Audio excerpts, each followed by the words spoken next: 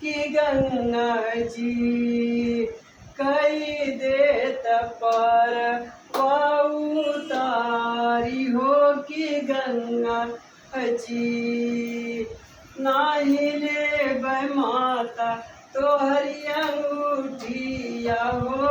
कि गंगा जी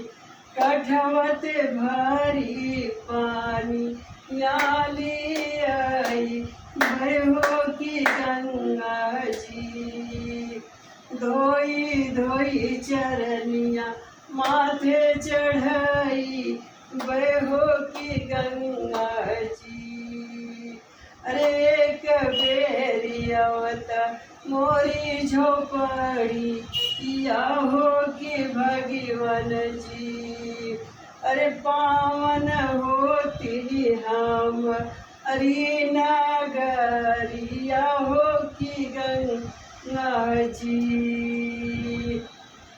अरे खाई के देवई रोहू मछरी